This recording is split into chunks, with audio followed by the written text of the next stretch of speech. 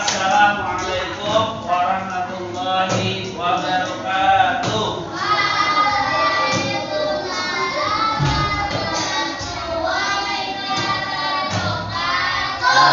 Semangat pagi. Bagaimana kabarnya hari ini?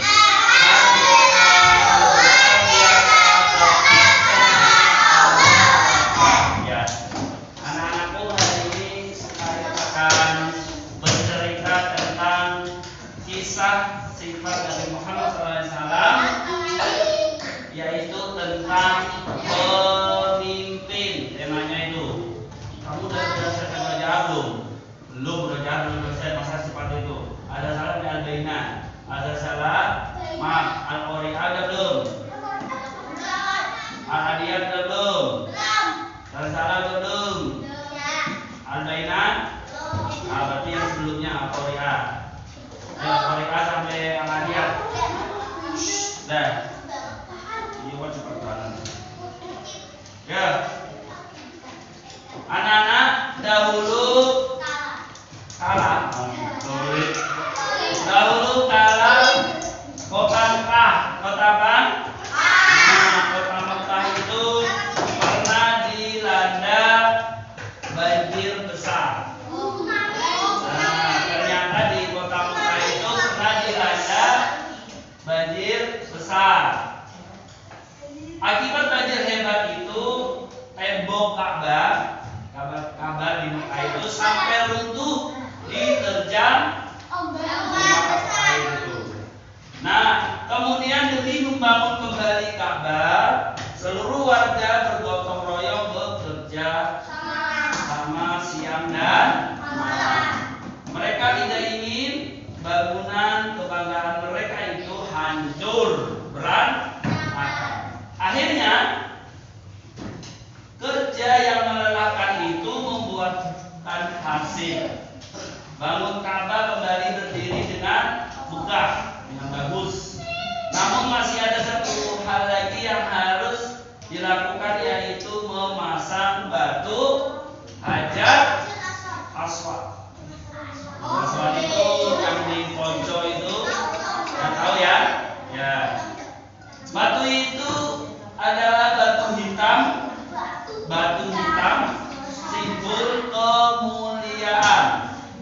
Dua kabilah Arab berseteru itu apa? Berseteru itu adalah berseteru itu ini milikku gitu.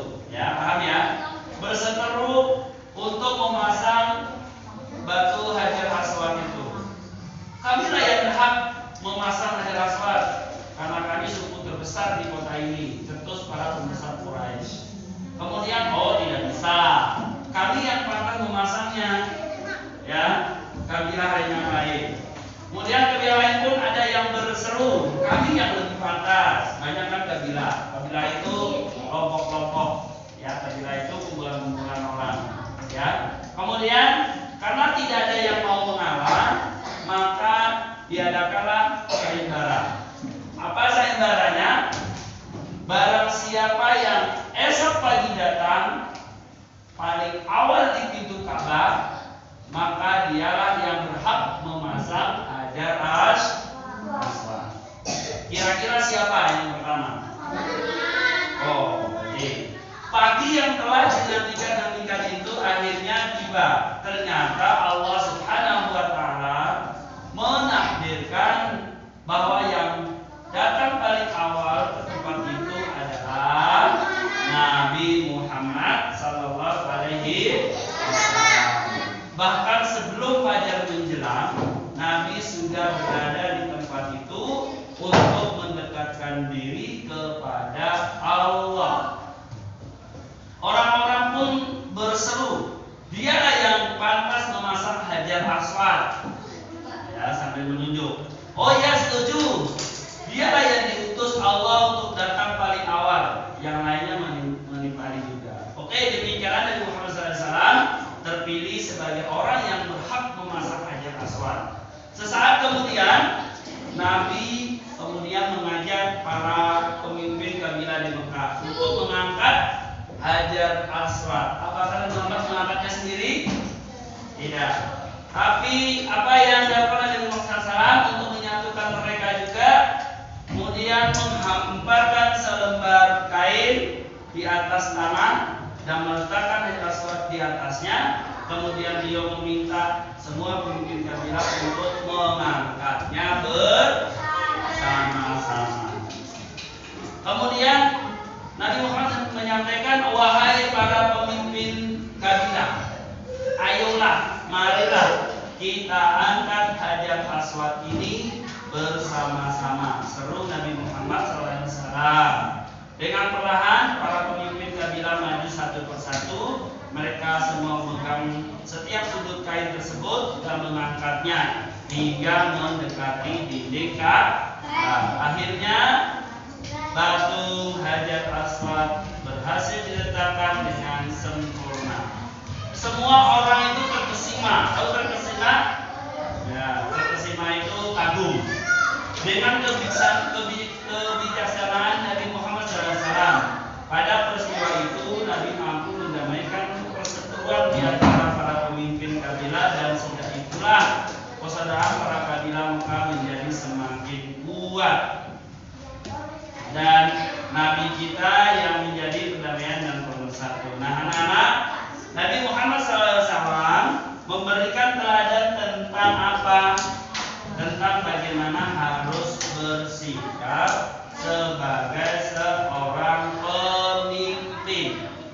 Pemimpin yang baik adalah pemimpin yang bijaksana dalam bersikap. Ia tidak akan menuntut perseteruan, namun sebaliknya berusaha untuk mendamaikan pihak yang berseteru. Nabi mengajak semua orang untuk bahu-membahu dan bekerja sama dengan rukun, sehingga apa yang menjadi tujuan bersama dapat tercapai. Sifat seperti inilah yang harus kita pelajari.